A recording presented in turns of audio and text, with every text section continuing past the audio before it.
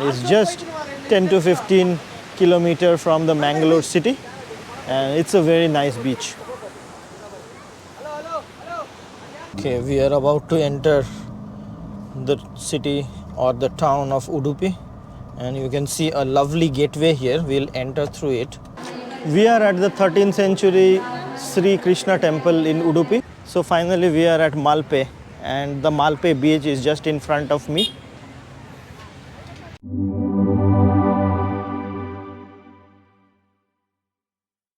Good morning from Mangaluru. So we are about to start for Udupi now, and we would also on the way visit a few more places in Mangaluru and visit a church and a temple, and then we will be on our way to Udupi.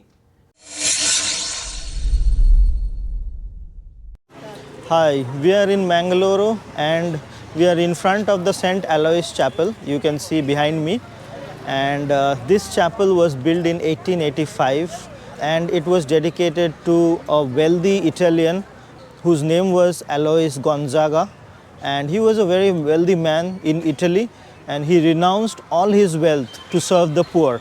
And this chapel was built as a prayer place for the students of this college, the St. Aloysius College, and it was built in 1885.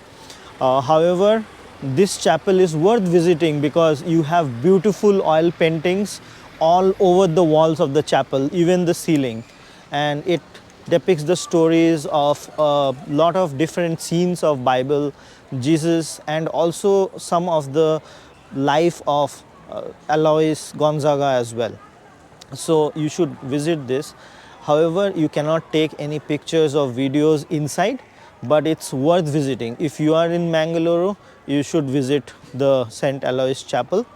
And also there's the paintings were actually painted by Antonio Mosacchini, a famous Italian painter, around 1899 to 1901, in these 2 years, and you should visit it. And there's also a museum here. You can see the museum, the St. Aloysius Museum. Let's come here in front of the gate.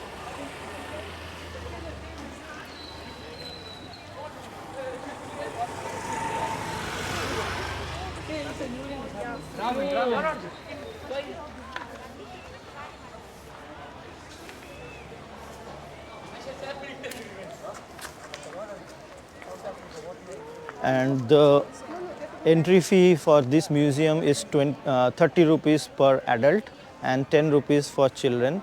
And this museum is worth visiting. You cannot take pictures and videos again in this museum, but however, the museum is worth visiting. There's a huge skeleton of a whale, blue whale, and there's a lot of different skeletons inside, and there's a lot of different artifacts there, a lot of stone paintings and collection of cameras and typewriters and whatnot. I mean, whatever a museum has.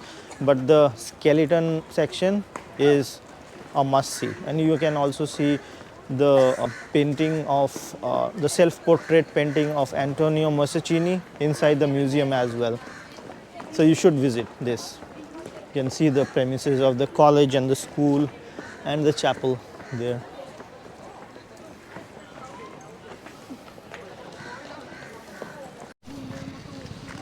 We have come to Panambur beach now. This is the second beach after Tanir Bhavi, which we are visiting in this trip, and about like 10 to 15 kilometers away from Mangalore towards the north.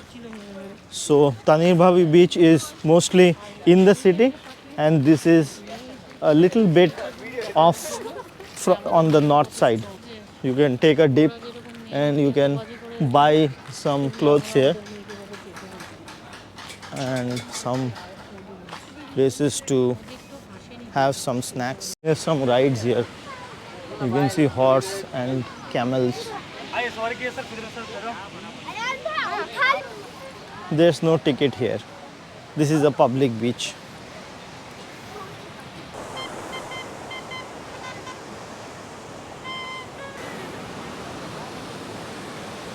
If you are here just to relax, you can be there at the Lee Sparrow Beach and Restaurant. if you come during the monsoon season, you can just relax by the beach. You cannot take a bath, cannot take a dip. But if you are coming after October, so October to May is the season where you can enjoy a lot of activities in this beach. So if you are not wanting to go to Goa right now, you can come here in Mangalore, and it's just 10 to 15 kilometers from the Mangalore city, and it's a very nice beach.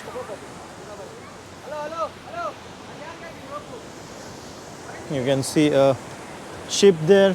The Mangalore port is just beside the beach. We have come to another landmark of Mangalore. You can see the Mangala Devi temple here behind me. It is believed that this temple was built in 9th century, and the name of the city, Mangalore, comes from Mangala Devi, who is here. And you can see the temple from outside, and this temple is dedicated to Lord Parvati, and who is Mangala Devi, who resides here. You can park your vehicle just opposite to the temple on the road, and you have a shoe stand here. Let's keep the shoes. Let's enter the temple.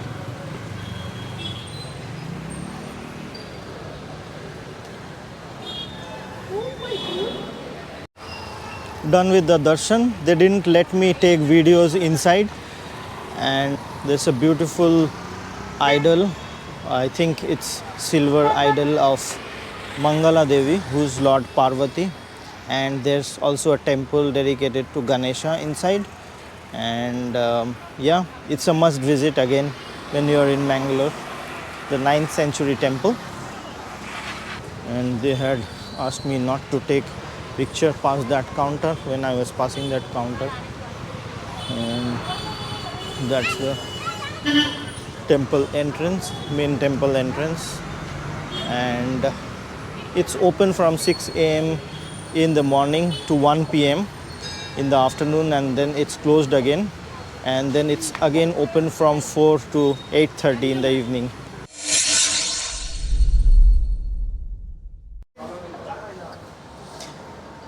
We have reached Udupi, and we have stopped here at Vrindavan Pure Veg.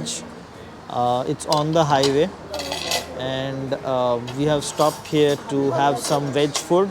We have ordered South Indian meals and Kashmiri pulao and some jaljeera. It's about to come. We have just ordered, and here Alankrita and Agrima are waiting eagerly for the food. And this is the restaurant, you can see.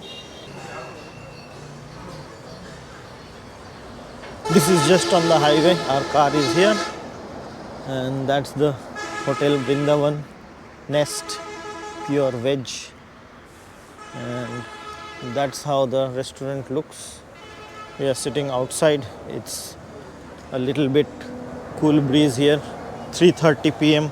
in the afternoon, and we have a inside sitting area, but we are sitting here outside. We can see Alankrita's Kashmiri pulao has come, and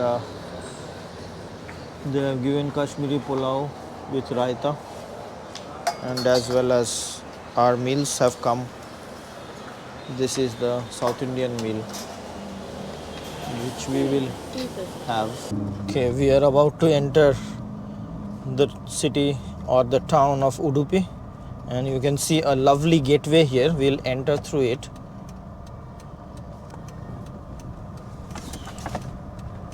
So this is the gateway to Udupi and towards the temple. We can see Lord Krishna and Arjuna in the Rath chariot.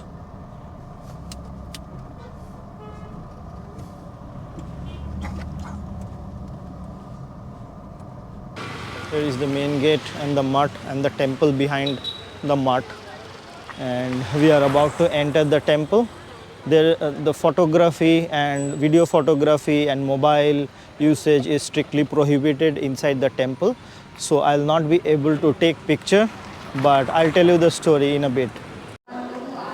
We are at the 13th century Sri Krishna Temple in Udupi, and this is the must see if you are in Udupi. And across the world, people, if they are in Udupi, they should visit this place.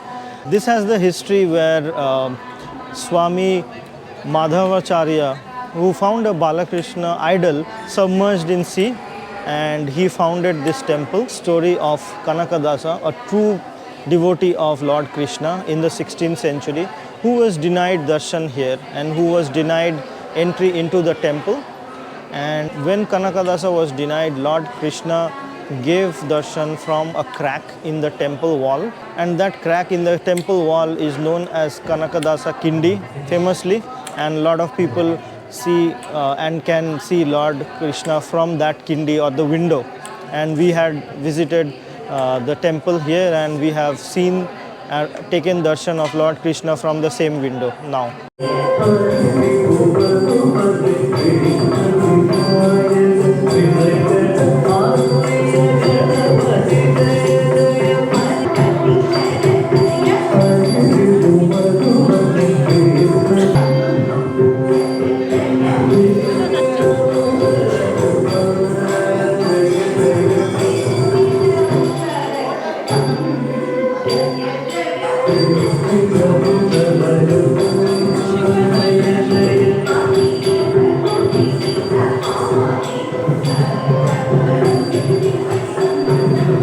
This is a mutt, and this is a complex where there are a lot of places to stay and a lot of devotees come in during different times. Next week it's Krishna Janmashtami and there will be a lot of crowd. There are few shops here as well, which you can see. Finally we are at Malpe, and the Malpe beach is just in front of me. You can see there the Udupi signboard, the selfie point there, and a lot of people taking selfie here. And you can see the Malpe beach there just behind the Udupi sign, and the Udupi sign just behind me. There it is. And here we are at the Malpe beach. This is a very nice beach in Karnataka. Far you can see the St.Mary's island. So this is one very good beach if you want to have water sports as well as activities here. And you can see the nice beach, but right now since it's monsoon, people are not allowed to go into the sea. From here you will get boats to the St. Mary's island, which you can see there far in the distance. And in the 14th century, the famous traveler Vasco da Gama from Portugal, he landed here in India, and this was the island where he ended his voyage from Portugal, and he found India there, and there he landed. And during the season time, when it's from October to May, you can go and visit there. I have visited the St. Mary's Island once. It's totally a coral island, and you will get boats from here, from the beach, easily to go to the St. Mary's Island, spend some time and come back to the beach. You see the beach is now closed, but the beach is a long, serene beach, and right now it's not maintained properly, but normally it's like a very good beach to be here in Karnataka. So as of now, it's monsoon, there's not much water sports and people cannot go inside, but people are still here and they're just flying kites, eating something, or just playing around, enjoying the evening here. You have a lot of shacks here. There are the Fisherman's Bay shack and a lot of different shacks nearby. You can just enjoy. There are some camel rides and the horse ride as well, but it's not that recommendable right now. But later on, when the beach is open, you should always try one.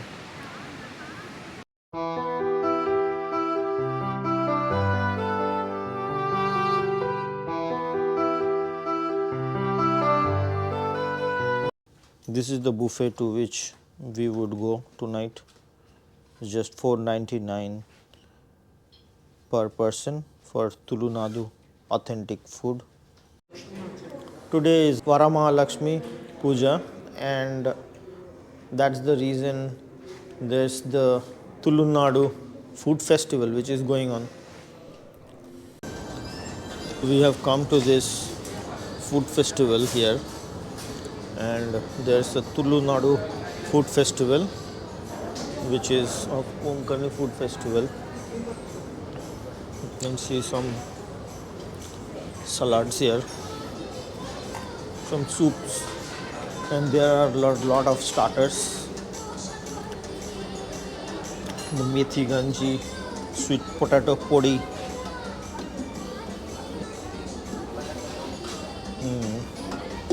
onion podi,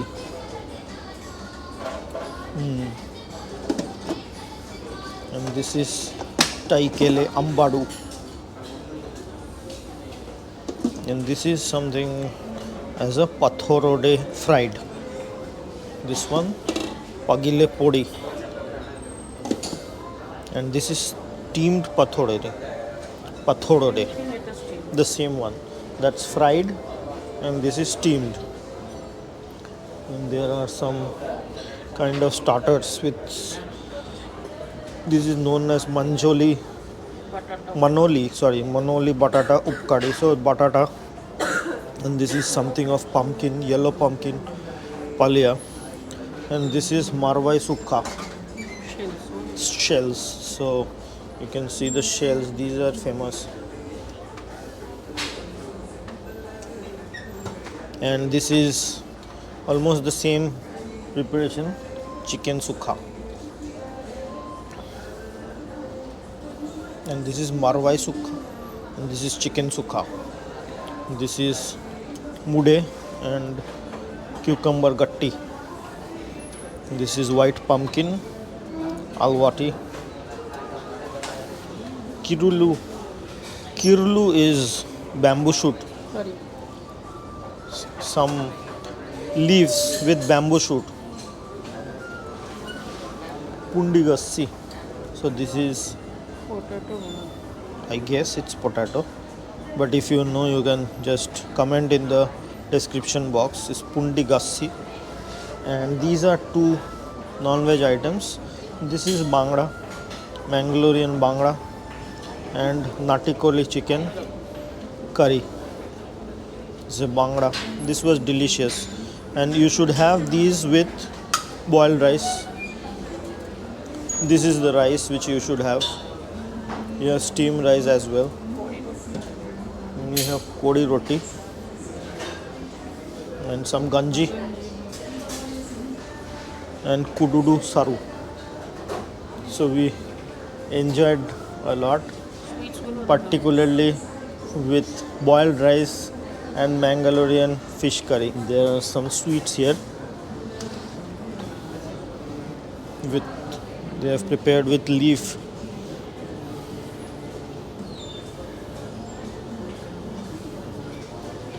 And also there's a live counter. And this is the menu here. Ready to check out from the hotel on our way back to Bangalore. It's 10 a.m. in the morning and Sunday, back to Bangalore today. 3:30 p.m. now. We have stopped at Empire right now after Hassan. So this Empire is just at the toll gate in between Hassan and Channarayapatna, and we have stopped for lunch, and I guess we will take another 3 hours and we will reach home. And that's the end of our Mangalore trip. We will reach home by 3 hours.